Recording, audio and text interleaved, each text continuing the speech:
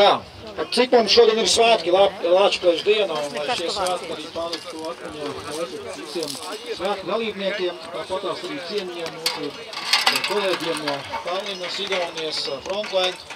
Mēs gribētu pasniegt tādu pateicību godu rakstu no latviešu karavīrus par godu šai dienai, ka viņi bijuši pie mums Рīgā.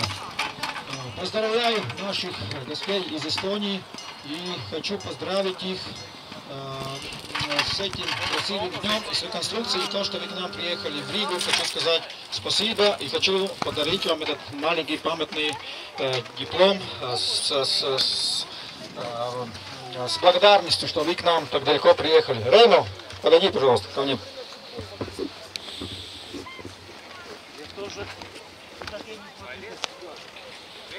Paldies! Aplausi!